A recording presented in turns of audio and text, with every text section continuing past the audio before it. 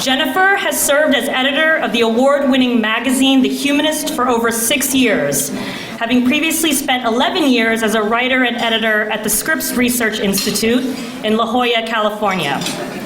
When Roy and I travel and meet with individual members and local groups, the first thing they tell us is the magazine is excellent.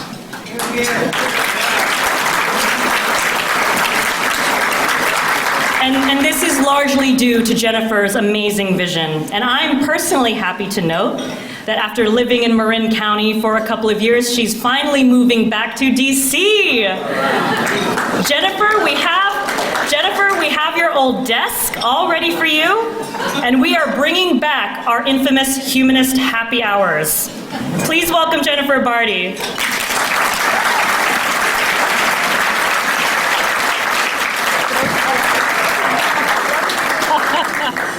Oh man, thank you, Maggie.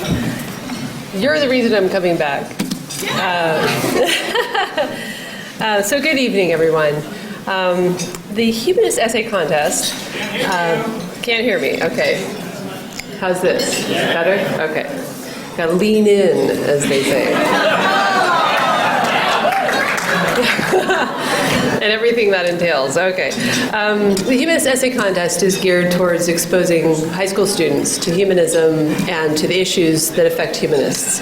And it's also geared towards helping young scholars with their education financially. Prizes are awarded for originality of thought, sense of emotional engagement, clarity and quality of presentation, amount of research conducted, and the future potential shown by the author. Now, the Humanist Essay Contest was started by Lloyd Moraine in the 80s, and Lloyd Moraine was a longtime humanist, former editor of the magazine. He was also a huge humanist benefactor. Now, Lloyd was literally born in a shack in Central California and grew up very poor, and won an essay contest as a young man that gave him a scholarship to attend college. So, and he made, he had a very successful life, and it was very important for him to run this contest. So this last year, well, in 2012, we got about 100 entrants to the contest. And the judges are board members, staff members, and so on. And they get blind copies of the essays, no name attached. But as the administrator of the contest, I do see the names, and there was entrant number 5, had the last name of Raskin, lived in Tacoma Park, Maryland, and it occurred to me, I wonder if he's related to Jamie Raskin, who's the Maryland state senator, who the AHA gave an award to in 2008. It was the Distinguished Service Award. But I filed that away because, of course, it had no bearing on the judges' rankings, and it had no bearing on who won the contest. But Tommy Raskin did win first prize in the essay contest. His essay is titled, his essay, Cheating Students, How Our Schools Fail the Humanistic Vision of Education, examines the threat that rampant academic cheating and high-stakes testing poses to inquiry and free thought in American public schools. Now, this essay actually appears in the current issue of the Humanist magazine, and he also wrote an article on education for The Nation magazine. So after the contest wrapped, I was able to confirm that yes, indeed, his father is Jamie Raskin. And so after Jamie got the award from the AHA, the magazine was going to their house, and so Tommy started reading it, and that was how he found out about the contest. And he as part of the prize, he gets a 3-year membership to the AHA, so we're hoping that he continues to be involved and interested and so forth. Tommy Raskin is a senior at Montgomery Blair High School in Silver Spring, Maryland. He's the co-director of the Bliss Academic Tutoring Program. He's interned at the Institute for Policy Studies and J Street, and he's done research on education and international relations, and he's going to be a freshman at Amherst College in the fall. Now, while his essay was engaging and well-written, I think it's a testament to his intellectual vigor that instead of sharing it with you, he chose instead to perform some, I called it slam poetry. Spoken word poetry is the term he preferred. And he's also previously performed this at Busboys and Poets in DC, which is nothing to shirk at. That's actually a pretty cool place. So without further ado, I'd like to introduce Tommy Raskin, the first prize winner of the 2012 Humanist Essay Contest.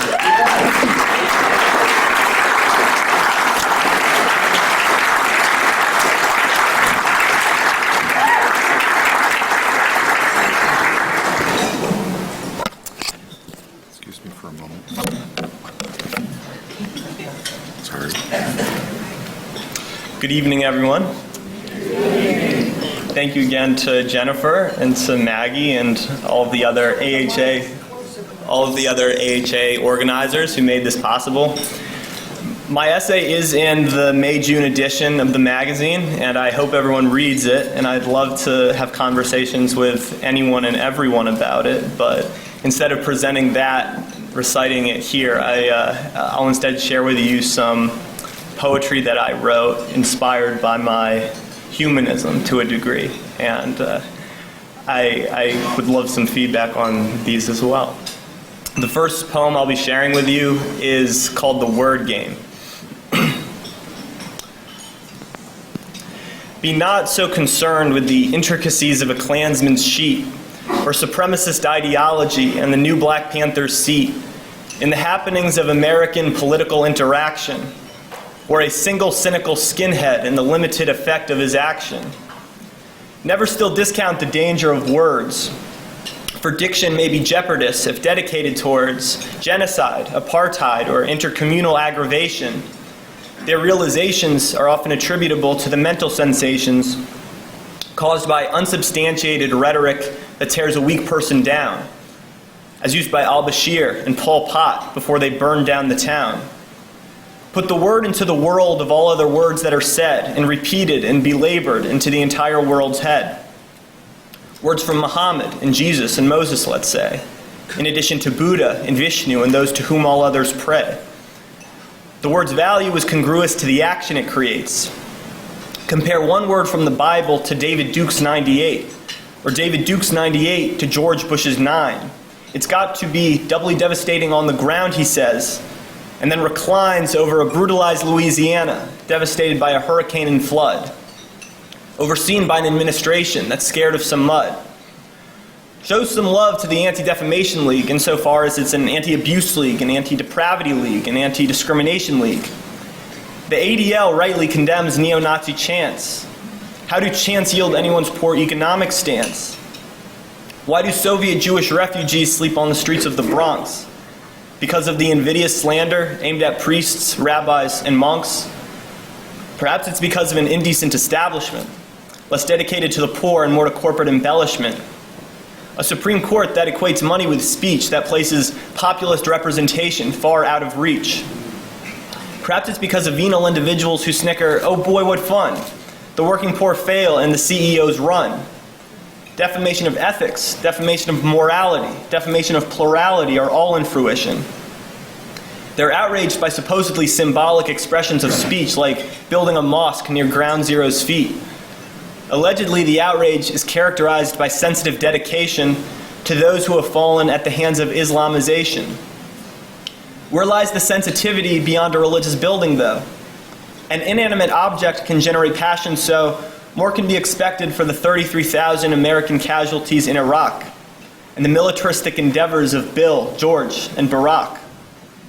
Or the jihadists in Hamas sending teenagers to the wall, blowing themselves up, yelling, "Israel must fall."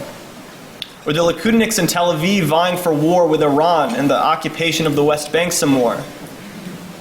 Alas, these souls will dedicate a day to ensure that some people of faith will stay away from the sight of an atrocity over which they had no control, instead of pursuing measures to more easily patrol the threats to civil and religious unity today, instead of engaging with physical conflicts in a conciliatory way. They cry not for the dead, the injured, the weak. They use them as an opportunity to speak. But speech isn't so great when it neither relates nor relates, and it doesn't innovate, and it leaves us irate. Speech can be bad, but action is worse.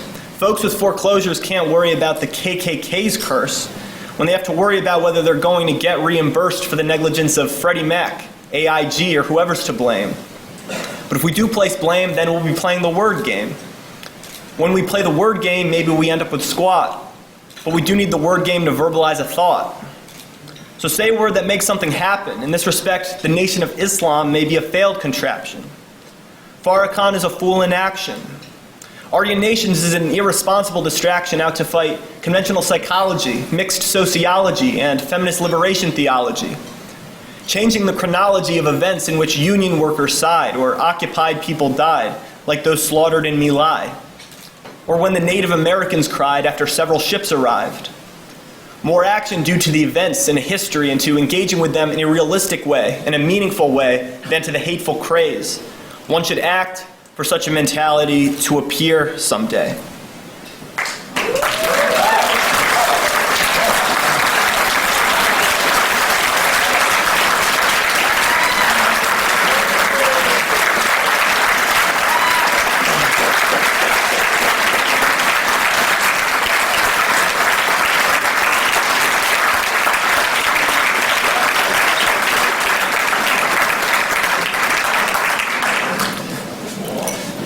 This next poem is called Drudgery's Ballad.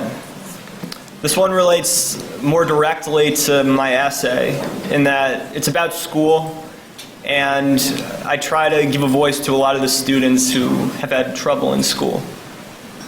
Drudgery's Ballad. Schooling is a paradoxical addiction. It's lauding the government by which we're tried for sedition. It's pestering a God in which we haven't belief, and crying to militias just fomenting our grief. The insula and putamen evoke one feeling the same. Love and hate to neurology ought to share but a name. To demonstrate passion, for that's the basis of blame, propounded towards friends who we hate for their tamed nature, and games of the mind, and the lame excuses for cheating to which they lay claim. Check yourself, child, for not the whole world's compassion or brilliance and splendor will give you your traction. Escalate cautiously because you're still just a kid blowing teachers away, and you're still just a kid keeping the wicked at bay, and you're still just a kid in your efforts to seize all of humanity, dignity for the peers that you please. Adults cry before you and we call it good life's banality. You cry before them and it's adolescence' old malady. Forgo the whining, for it was never meant to be fun. School's the breed of compulsion and apathy, son. For the salvation of ageism, they call you spoiled quite gaily, and shame you with the condition of poor children near Bailey's, while 12 American students in tandem self-immolate daily. It's like shaming American blacks with the flak conditions of Ghana, defending apartheid with the invocation of saunas of Africa as hellholes far from which any black slaves from their throes would have been lucky to hitch. We cry for those cohorts bleeding in nests of South Asia's stratocracies, but teachers couldn't care less. School's point is we're young and not each endowed with a conscience. We cannot speak with authority while on trial by Pontius. We cannot entertain any thought without jumping forward in glee. We cannot accept checks of real money with no subsequent spree of shopping, tomfoolery, illicit antics galore. Give a kid freedom and you'll end up a sore loser, a parasite on society's body, because the young are deceitful, insurrectionary, dotty. Go to the South where teachers hit kids with the paddle and return them to parents waging identical battles. Entering school, they don't ask for your grades, but you deem them essential to fight the depraved. You then slur them as hedonists when they acquiesce to your standard of educational propriety with GPA as its banner. You flunk half your kids with nothing less than a glare, and you call it all noble because life isn't fair. You harbor no shame for your sick desecration. You distort their true nature with your overt conflation. Indeed, unfair administrators aren't fair. Unfair leaders aren't fair. Unfair institutions aren't fair. But life is fair, and merely altered by square suckers who dare to demoralize children with cold messages blared. Nature isn't a process to which we must seek to conform. It already dictates our actions and predicates norms. That's why self-directed selection in the form of eugenics was the bane of compassion, the playground of cynics. Darwinian theory turned conscious exertion was a redundant endeavor and a detestable version of society's trajectory to which hate was inherent, deeming ethnicity sinful and innately aberrant. So if you insist that life is injustice, then so it will be. But don't perpetuate its saliency and impose it on me. Work sets you free is what the fascists told he who walked into their death camps by a vicious decree. The Nazis all lied to hide their eradication of a people whose nation was dissolved with elation by injurious stations of genocidal freaks. Now resist the coercion, the compulsion, until their programs are everywhere tweaked to legitimate thinking, real learning. Please speak for the dejected and downtrodden, the failed and the poor. In one resounding assertion, they mustn't endure anymore.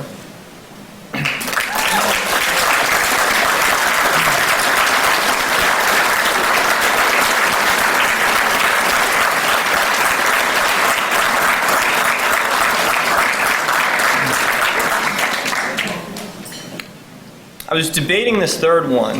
I finalized it yesterday upon my arrival. I was inspired by a lot of the comments of the humanists here. It's about misanthropy. The title of it is Against Misanthropy. I hate all sorts of people, but misanthropes most. They peck as my parasites, and I cringe as their host, as they pollute a clean earth's most viable air that I inhale to endure their lost towns of despair.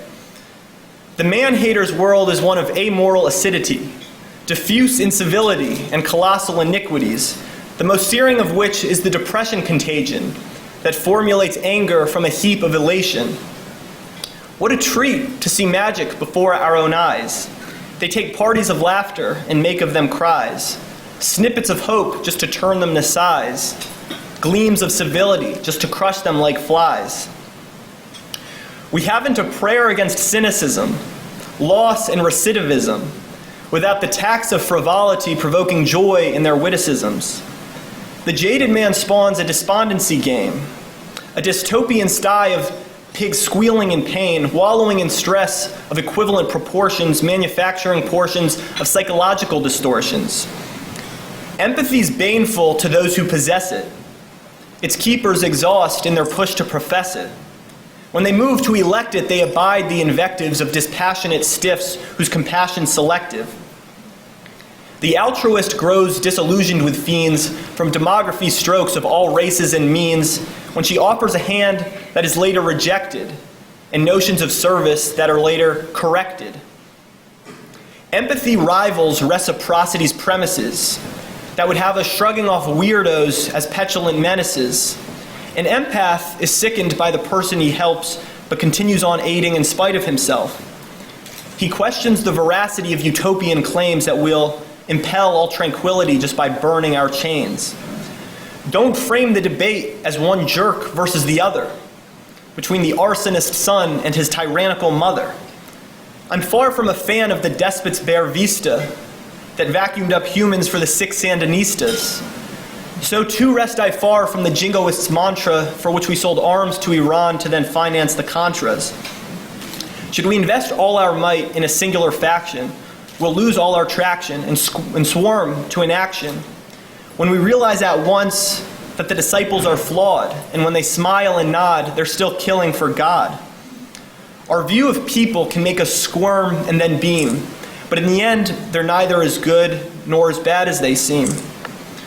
Service isn't a calling because its beneficiaries deserve it. Instead, it's a calling because our investment proves worth it. Poverty's victims aren't all perfect in stance, but their humanity redeems them when we allow it the chance. A rotten lot we may be, but our apathy entrenches us. For the sick thing puts big dents in us, then dispenses us to senselessness. The only antidotes to misanthropy are comity and comedy, that hush up all cacophony of hatred and its sophistry. Let us then not lionize the bile in the master's eyes, because then it would metastasize like a molecule does ionize. Let us prevent the spread of venom with the fortress that's around us, behind which we spread bouts of joy and levity that ground us.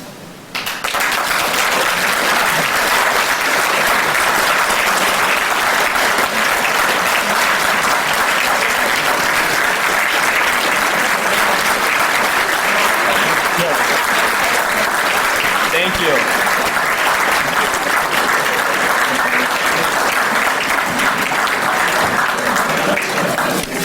Wow!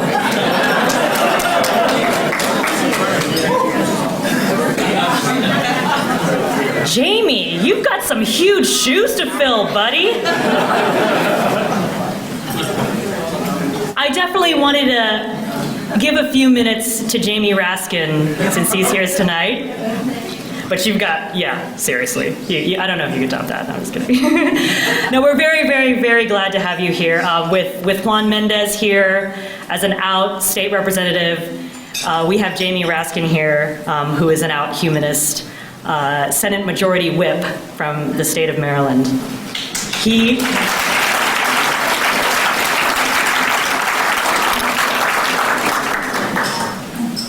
is the one who actually introduced marriage equality and the repeal of the death penalty on the Senate floor, folks.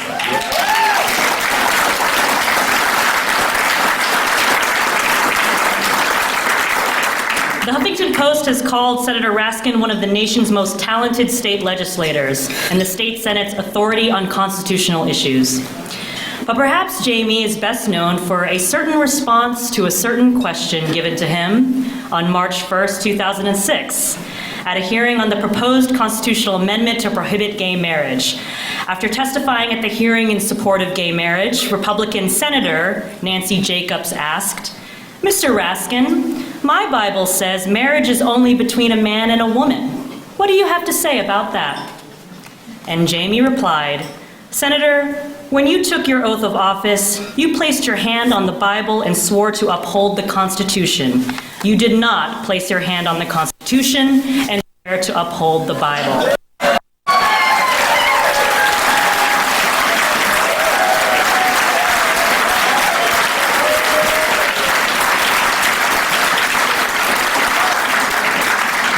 Best zinger ever. Please welcome Jamie Raskin.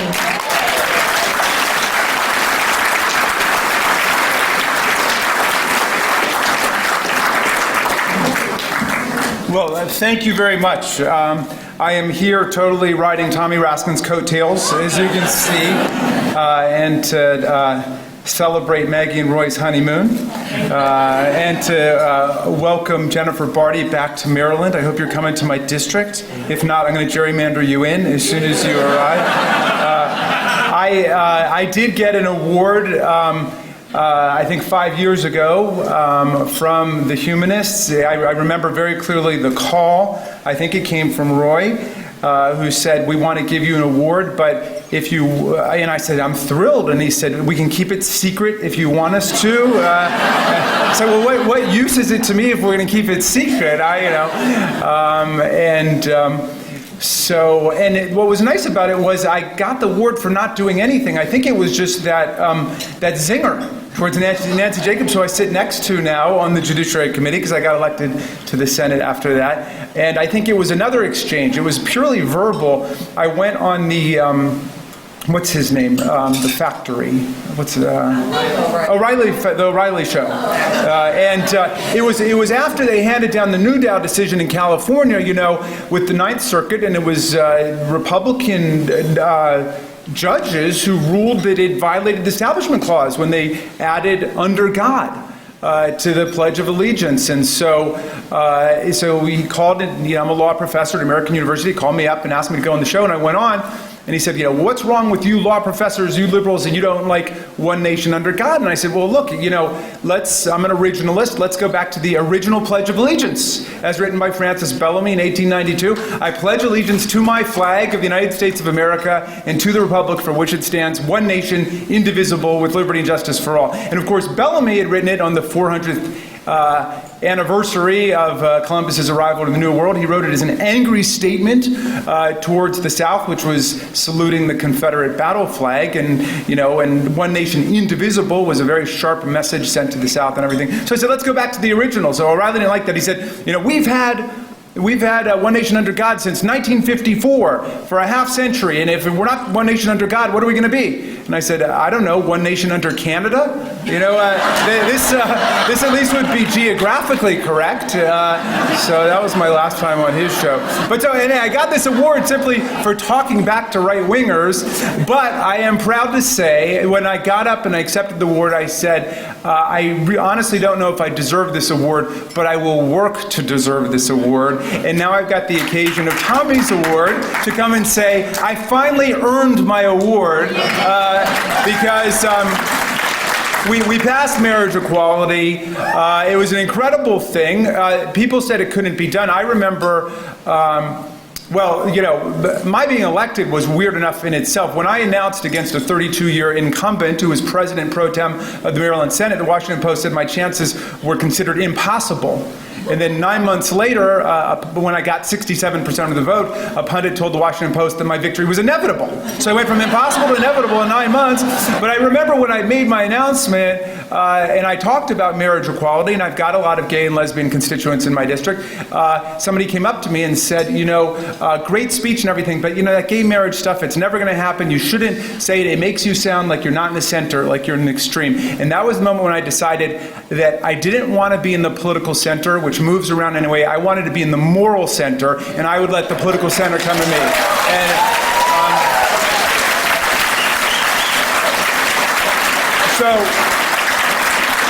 but marriage equality was just a great transforming fight in the state legislature that opened up all kinds of doors for other stuff, and a great transforming fight in the state itself. And it was also, for me, it was very funny to hear some of the things that some of my colleagues would say. There was one senator who came in and said, all right, Jamie, I decided I'm going to vote for your stupid same-sex marriage bill because I realized I've been married for 3 decades and I've been having the same sex for 30 years. And then there was another one who took the position that he said that he was going to support gay marriage because he thought that gay people had the exact same right to be as miserable as straight people do. But the best was a conversation among a group of senators, and one said, well, it's not so much gay marriage I have a problem with, it's gay sex I don't like so much. And another senator said, well, if you don't like gay sex, you should support gay marriage because everybody knows there's no sex after marriage. But we did pass it, and we got through it, and we abolished capital punishment in the last session. This is after centuries of executions in our state. More than 98% of the people that were executed in our state was by hanging. It started with, the first ones I could find were indentured servants and slaves who were hanged for allegedly conspiring to kill their masters. There were hangings of witches in parts of Maryland. And just a decade ago, we had an innocent man on death row for several years who became the first death row exoneree in American history, Kirk Bloodsworth, and there's a whole book about his case. And Kirk was up in the gallery the day when we voted to abolish the death penalty, and so we got rid of it, and we did that. So I guess what I'm saying is that you can look at Washington and feel that all politics is paralysis and impasse, but Katha Pollitt, I don't know if she's still here, but Katha is right when she said, organize at the local level and the state level because you can make change and you can get stuff done. And, you know, it was our last great Republican president, Abraham Lincoln, who spoke of government of the people, by the people, and for the people. And not, as Jefferson said, of the kings and of the priests and the ministers, and not a society of slaves, and not government of and by and for the corporations, but government of, by, and for the people. So the hope for democracy is the hope for humanism at the same time. So there's a large burden of hope placed on the people in this room to go out and organize and make it happen.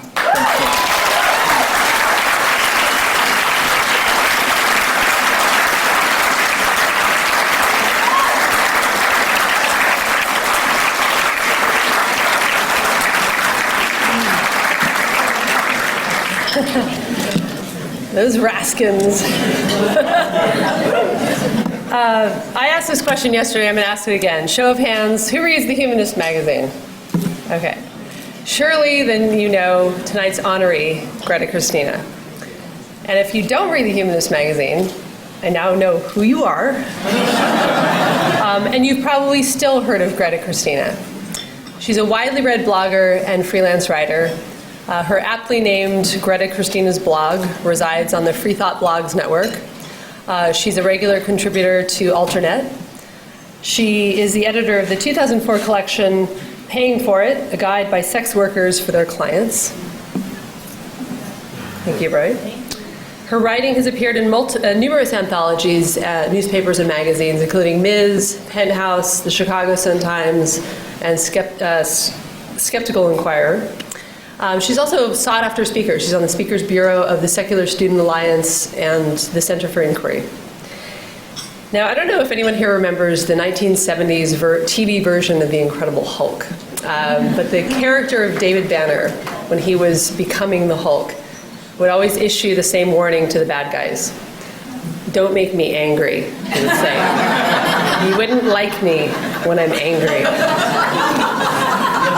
And then he would proceed to rip out of his clothes and become Lou Ferrigno and teach the bad guys a lesson. But his anger was always justified. And tonight, we're honoring a woman who is a bit of a badass superheroine in her own right. And I don't have the book with me, but look at the cover of her book if you don't believe me. It's got a caricature of her sort of showing it to you. And it's called, Why Are You Atheists So Angry? 99 Things That Piss Off the Godless. It was published last year. And in fact, she does enumerate 99 reasons why she's angry. Religious intolerance, religiously motivated or justified mistreatment of human beings.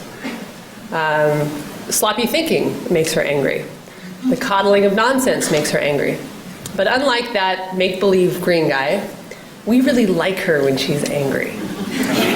Because A, her grace and fashion sense remain perfectly intact, and more importantly, because she makes a lot of sense. Anger over injustice, she writes. Anger over mistreatment, brutality, anger over helplessness are all powerful inspirations for social change.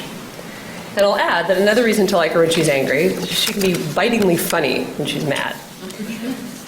Greta grew up in Chicago, and she headed west to study religion at Reed College in Portland, and eventually made her way down to California. She's been a resident of the Bay Area since 1984, and of the beautiful city of San Francisco since 1990. Now, earlier in her career, her writing and her activism and her day jobs were focused more on sexuality and LGBT issues. She worked at a women's health clinic. She wrote for the lesbian sex magazine On Our Back, and also for the San Francisco Bay Times, which is an LGBT newspaper. And for many years, she worked at Last Gasp, which is a small publisher of books and comics. But around 2007, her focus shifted from sex to atheism. And she'll say that she's still really interested in the intersection between sex and atheism and between religion and sex. She is the co-organizer of the Godless Perverts Story Hour and the Godless Perverts Social Club in San Francisco. So for all of you who don't live in the Bay Area, this is the kind of fun that's being had. Now, it's often said that the humanist movement can learn a lot from the LGBT movement. And it feels almost, in a sense, weird to say that, not in a human rights sense, civil rights sense, but in a chronological sense, because humanism isn't exactly a new kid on the block. But in terms of the so-called new atheism and the atheist movement, Greta points out that, in her approximation, that the humanist movement is about 35 years behind the LGBT movement. So around where LGBT was in the early 70s after the Stonewall riots. And she, like so many others, thinks that non-believers can learn a lot from that movement. One thing is that belief is a spectrum, just as sexuality is a spectrum. Another thing that non-believers can take away from the LGBT movement, Greta says, is, quote, to let firebrands be firebrands and let diplomats be diplomats. And this is the kind of illuminating, forthright wisdom that her readers have come to expect. I first met Greta about a year ago at the Women in Secularism Conference in DC. Just prior to that, she had caused a bit of a stir with an interview that she conducted, and I had been impressed by some of this kind of tough questions that she had asked. And I told her that, and I asked her if she was interested in writing for the Humanist magazine. And we ended up having lunch in San Francisco that summer, and her column, Fierce Humanism, was born. And fierce is such a great adjective to describe Greta.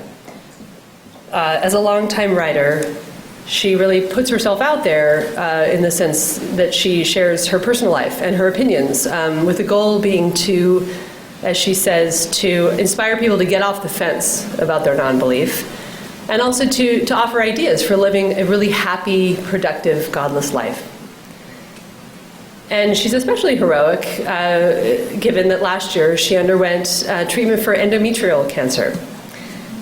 And I'm happy to say that she, got through the treatment, and she's actually been named, as Todd was explaining earlier, about the Leukemia and Lymphoma Society's Light the Night Walk. Greta has actually been named the 2013 International Team-Honored Hero for that. So if you need any further inspiration, there it is, to join that. And incidentally, I wanted to say that while undergoing that treatment, and also dealing with some personal grief in addition to that, she never missed a deadline. So that alone, to me, is heroic. Speaking of her column, The Humanist, I'm actually always trying to get Greta to sort of tone down her language. Apparently I'm sort of a ninny when it comes to bad words. But she has such conviction as a writer, and she knows her voice. And as a columnist, that's what a columnist should be, someone who, it's a very well-cultivated voice, whose commentary people seek out. So she usually convinces me to leave her language intact and throws me a bone and lets me remove an F word or two. But the fierceness with which she writes about issues affecting the godless and about the humanist life are such a vital contribution to this conversation we're all having as members of this movement. Now, there's a joke that I like to tell about editors and writers, and I think it's funny because it's self-deprecating, but I also like to preface it by saying it really should be told by a man, and not because it's profane. So an editor and a writer are lost in the desert for days, wandering without water. They see an oasis in the distance. They start running toward it, tripping, getting up. So the editor gets there first, drops his pants, starts to piss in the water. The writer arrives and says, "What are you doing?" And the editor turns to the writer and he says, "I'm just making it better." Now, if Greta and I were lost in the desert, she would get there first. I would arrive to find her sprinkling Sambuca rum all over the mix and lighting a match. She's fierce and she's angry. But what's fueling that anger and what's making it powerful is that it's backed up by love and by compassion and by the quest for truth and justice and truly humanistic expectation of how you treat other people and the way they should treat you in return. So for her fierceness, the American and I should say for her dedication to inclusivity and diversity, both in society at large and within the atheist and humanist movements, where she's championing women and people of color and other marginalized people. The American Humanist Association is honored to present her with the 2013 LGBT Humanist Pride Award.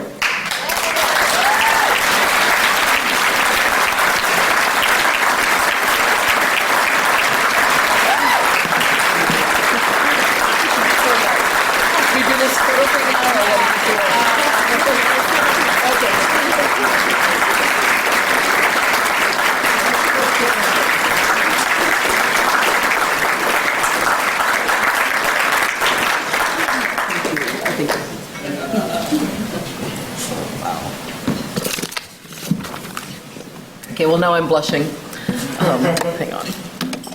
Thank you so much, Jennifer. That was unbelievably sweet. And I would just like to point out that Jennifer is a rare example of an editor who actually does make my work better, so thank you for that. Thank you so much to all the organizers and volunteers who are making this conference happen, and thank you to all of you for making this conference happen. This would not be a conference without people showing up. And obviously thank you so much to the American Humanist Association for this award. I'm really honored by it, and I'm really grateful for it. And I will also admit that when I was first notified that I was being given this award, I was a little puzzled by it. I'm completely honored, completely grateful, but just a little bit puzzled. I just wasn't quite sure what exactly it meant to be the LGBT Humanist of the Year. And it seemed at first as if I was being honored for being bisexual. And it's not like that's like an accomplishment. It's not like something I achieved after years of hard work and sacrifice. I finally became bisexual. It's really just who I am. But I don't actually think I'm being honored today for being bisexual. I don't think I'm being honored for who I am. I think I'm being honored for what I've done with who I am. There's probably lots of things that it means to the American Humanist Association to name someone the LGBT Humanist of the Year. But what I want to talk about is what it means to me. For me, being bisexual and being a humanist aren't separate. They inform each other, they influence each other. Being the LGBT Humanist of the Year, it's not like being the coffee-drinking Humanist of the Year or the, humanist who likes to watch What Not to Wear of the Year. They're not irrelevant, they're connected. A big part of why I'm so passionately committed to the godless community and the godless movement is that I'm passionately opposed to how religion has traditionally dealt with sexuality. Sexuality in general and LGBT sexuality in particular. I'm fiercely opposed to the traditional homophobia and transphobia and sexism and just general sex negativity that is, religion inflicts on people, and that the tremendous harm that has been inflicted on millions of people by these doctrines. But I'm not just opposed to the specific religious doctrines about sex. I am opposed to the very idea of religion shaping our sexuality. I'm opposed to the very idea that we should base our sexual ethics on how our sex lives supposedly affect some, invisible beings in this unproven hypothetical life after this one. I'm opposed to the very idea that we should base our sexual ethics on what somebody else wrote down thousands of years ago about what God supposedly told them about how he does and doesn't want us to do the nasty. The very idea is laughably absurd, and the very idea does harm even if the specific doctrines are harmless. And this is a huge part of what drives me as a godless writer and activist. And really, a big part of what first drew me to the godless community was how queer-friendly it generally is. When my wife Ingrid and I first started hanging out in the atheist blogosphere, one of the first things we noticed was how the atheist bloggers, including the straight ones, especially the straight ones, were taking on LGBT issues just fiercely and frequently and with tremendous commitment. And one of the first things we noticed was that on the very rare occasions when somebody in a comment thread on one of these blogs would say something stupid and bigoted about gay people, straight people were all over them in droves. We, that's Ingrid and me and other queer people, we didn't always have to be the ones speaking out about homophobia. We didn't usually have to be the ones speaking out about homophobia. We could sit back and fold our arms and watch the straight people deliver the smackdown. And just by itself, that made us feel incredibly welcomed in the atheist and humanist movement and made us feel really enthusiastic about getting involved in it. Now, there is actually something really important that I need to clarify here. When I say that the godless world is generally very LGBT friendly, actually what I mean is that we're generally very LGB friendly. We're not always as accepting and supportive about the T part of LGBT as we are about the LGB parts. We're not always as trans friendly as we are lesbian and gay and bisexual friendly. Now, that's not hugely surprising. The world itself in general isn't as accepting or supportive of the T part as it is about the LGB part. I mean, even the LGBT community isn't as accepting and supportive of the T part as it is about the LGBT part. So it's not surprising, but it's still not okay. We do still need to work on that.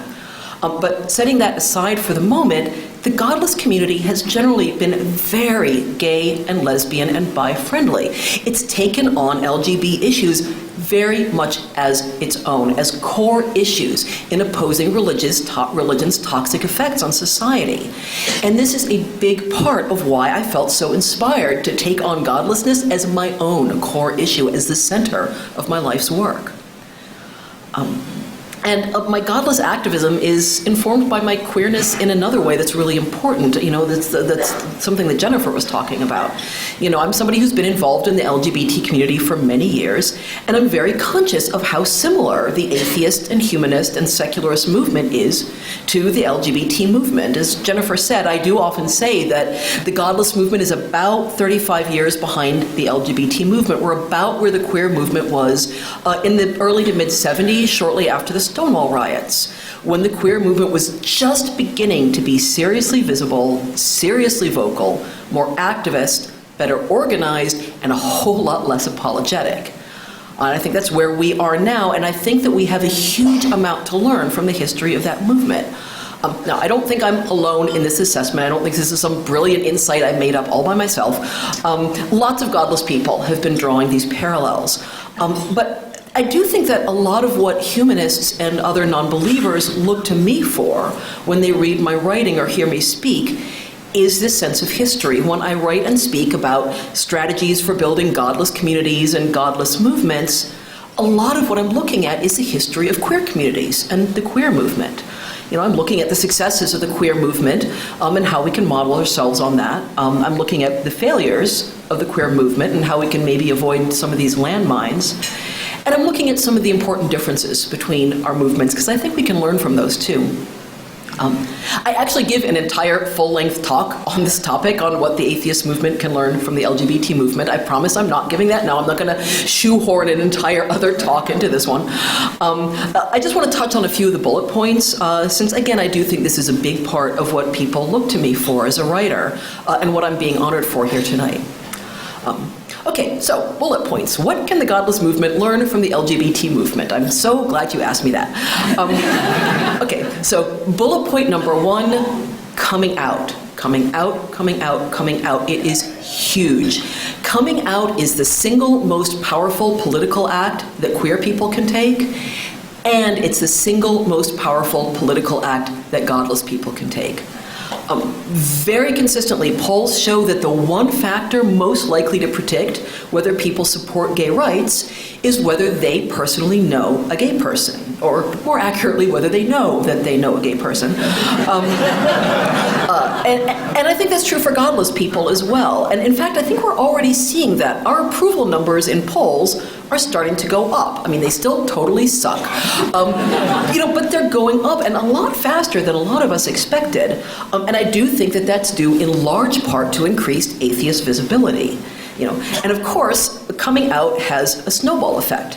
When more people come out of the closet, it makes other people feel safer coming out. And then that wave of people makes the next wave feel safer, and then the next wave, and so on and so on.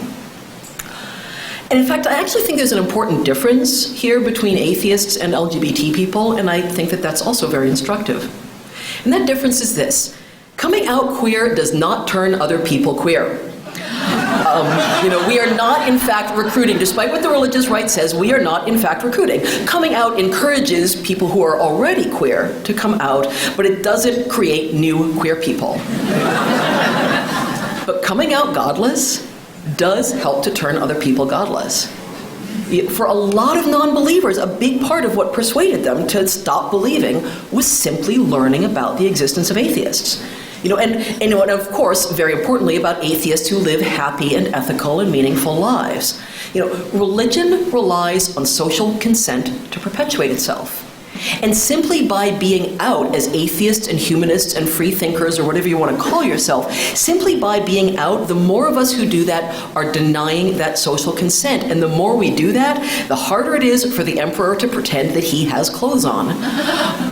So when it comes to the power of coming out, we actually have a big advantage over the LGBT community. For us, coming out doesn't just increase our visibility and our acceptance, it increases our numbers.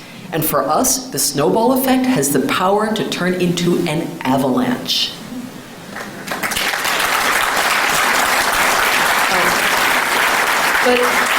But when it comes to coming out, there's something else very important that we can learn from the history of the LGBT movement. And this is actually a lesson that a lot of us have been working on and taking to heart. And that's that it's not enough to just encourage people to come out. We need to make humanism and atheism a safer place to come out into. You know, we need to keep working on creating godless communities, and we need to keep working on making these communities welcoming to a wider variety of people.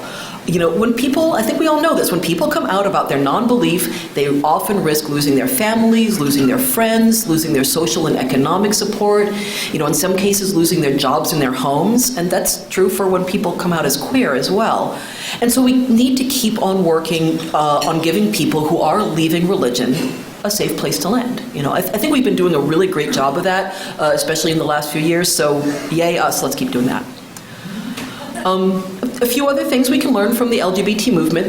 One of these is something that Jennifer referred to, which is we need to let firebrands be firebrands and let diplomats be diplomats. You know, we don't all pursue activism the same way. Both of these methods are effective, and both of these methods used together are a lot more effective than either one alone. Do not underestimate good cop, bad cop. There is a reason cops use it. It works. Okay, so what else? A really important lesson we can learn from the history of the LGBT movement is to not squabble about language. LGBT people have spent way too much time telling each other what to call ourselves. What we've discovered over the decades is that this is a waste of time. You know, I'm not entirely sure why the words humanist, atheist, free thinker, skeptic, and all the other words that we use to describe ourselves, I'm not really sure why these different words seem to attract different kinds of people. I mean, with a lot of overlap, obviously. But the reality is that they do. And the power to name ourselves is too important for us to try to take away from each other. Also, we have way more interesting things to be fighting about. So something else that I think we can learn from LGBT history, and I profoundly hope that we have to learn this lesson sooner rather than later, is we have to be prepared for atheism to become mainstream. I think that there's so many people in the godless movement who are amazing, just brave, funny, smart, tough, just really strong personalities, sometimes really aggravating, but amazing. And I think that this sometimes leads us to think that there's something inherently special about being a non-believer. I think we tend to forget that the difficulty of coming out is a powerful, self-selecting filter for amazingness. And as we do succeed in making it easier for more people to come out atheist and humanist, I think that our communities are going to start looking more and more just like the regular old human community. And when that happens, we are going to have to let go of any ideas we have about how not believing in God automatically makes us smarter or braver or in any way special.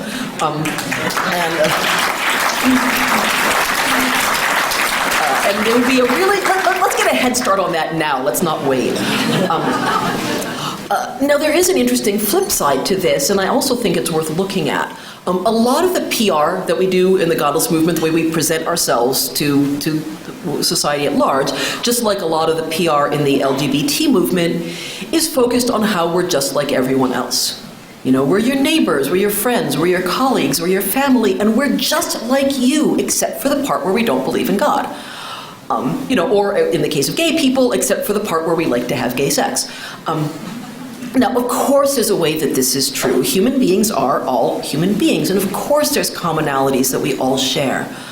But when you look at the world without believing in magic, when you look at the world without believing that unseen beings are guiding your life, you know, without believing that just thinking and wishing things can make things happen, I think this changes the way you see the world. This is a point that my friend Rebecca Hensler has made when she's spoken earlier at this conference, and I think it's important. I think that as godless people, we do see things like death and suffering and the meaning of life differently. I think that in ways that are in some ways really profoundly differently from the way religious believers see these things. And I think, again, there's a parallel. Queer people, generally speaking, see things like gender and gender roles, sexuality, what it means to be family, rather differently from mainstream society. So, of course it makes sense to point out our common humanity, but when we're building our own communities and support structures, I do think it's important to remember that we aren't exactly like religious people in every way. What we need isn't always going to be what they need. And I think that this is going to be true even as we do become more mainstream. I think that we can I think we've been doing a very good job at looking, what does religion offer people and how can we offer that as well? And I think we should continue to do that. But I think we can do that without necessarily trying to duplicate exactly what they're doing, just with the God part removed. And finally, and very importantly, one of the most hugely important lessons that we can learn from LGBT history does not come from one of the successes of that movement. It comes from one of our biggest and most spectacular failures. And that was our failure, especially in the early days of the movement, to deal with diversity. I could rant for hours about diversity in the godless movement.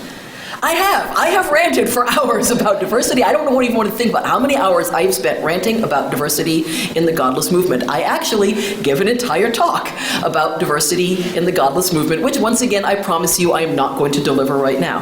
I really just want to say this. Talk to anyone who is seriously involved in LGBT politics and ask them, if you could go back to the early days of the movement and get those activists to deal with racism, to deal with sexism and classism and ageism and other failures to make the community inclusive and diverse, would you do that? I can guarantee you that pretty much every single one of them would say yes, for the sweet love of Loki and all the gods in Valhalla, we would do that. If we could go back in time and not screw that up, we would do that. If we could stop these vicious circles, these bad habits, these unconscious biases, self-fulfilling prophecies, decades of rancor and bitterness from biting us in the ass time and time again, yes, absolutely. Do you have a time machine? Can you help me do that? I know that we are all sick of fighting among ourselves about sexism and racism and classism and ageism and transphobia and all these other diversity issues. I'm sick of it too, believe me. When I dive into yet another one of these fights about diversity, there's about 100 other things I would rather be doing. Like, for instance, hitting myself on the head with a sledgehammer. But really, as frustrating and disheartening as these fights can be, I am so glad that we are having them now, instead of 10 years from now, or 20 years from now, or 50 years from now. The fact that we're having these fights now means we won't be having them in 10 years, or 20, or 50, or at least we won't be having them as badly. And the generation of atheists that's coming after us, they're not going to be wasting their time and energy trying to fix what we could be fixing now. The LGBT movement screwed this up. We still screw this up, and we are paying for our screw-ups. Atheists and humanists have a chance to not do that. Let's learn from the mistakes of the LGBT movement as well as its successes, and let's take advantage of that chance. Thank you.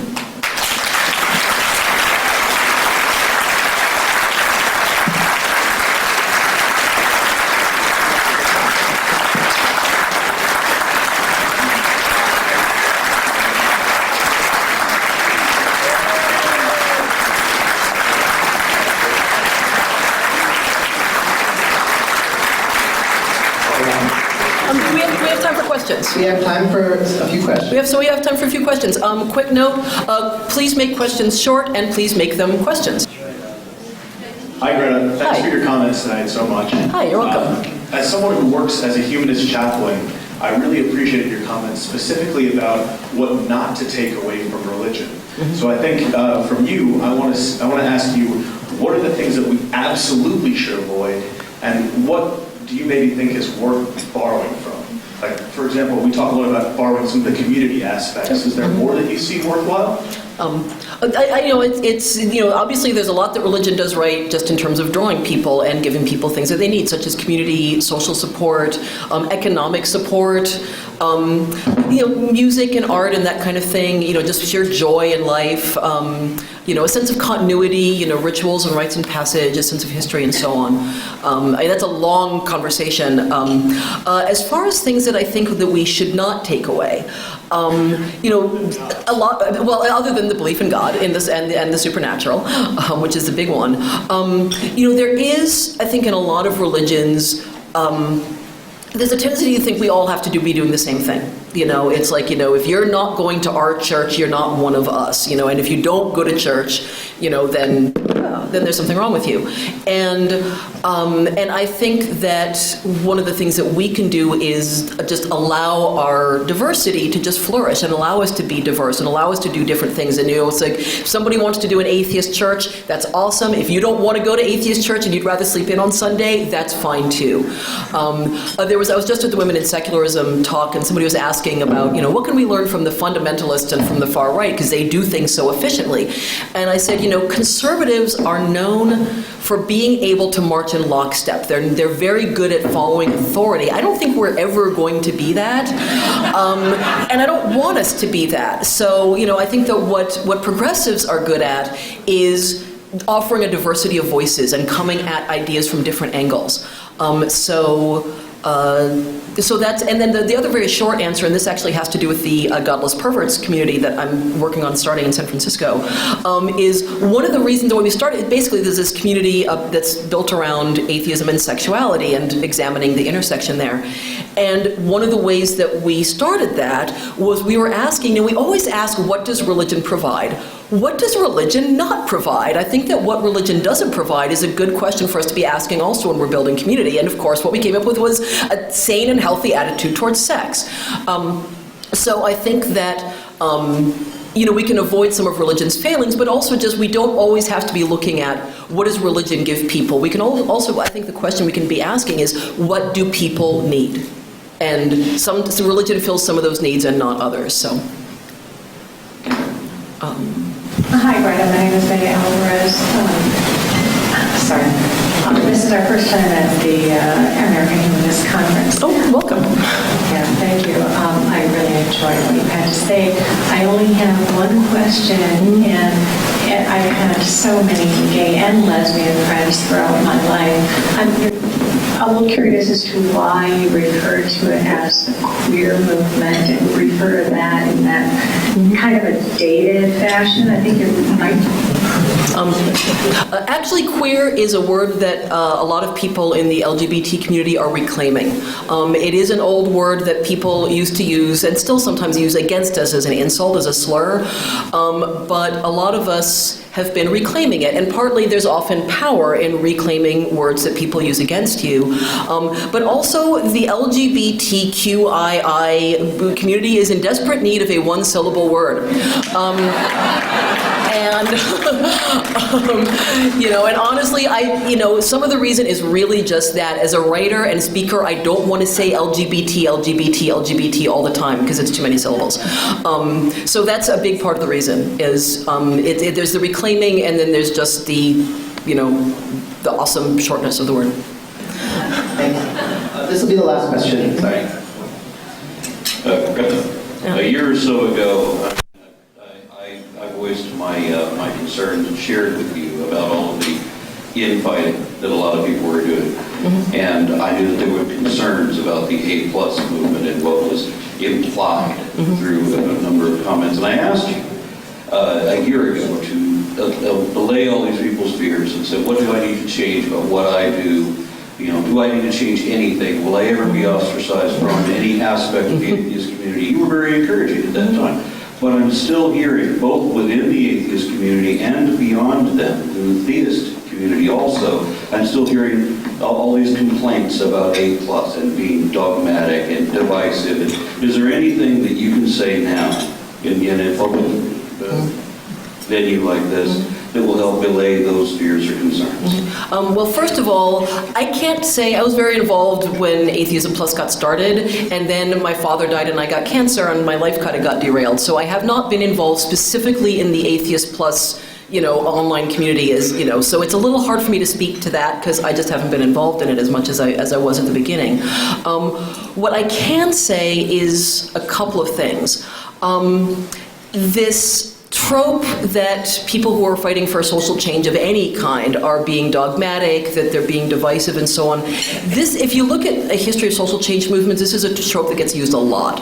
And it's getting used a lot now about feminists in the atheist movement and also elsewhere.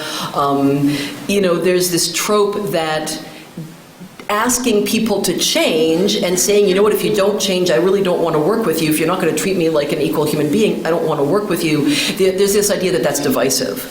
And I mean, that's a large and long conversation about which I've written at some length. But one of the main things that I would say is, first of all, there's a real difference between infighting and debate. We should love debate, when we do love debate.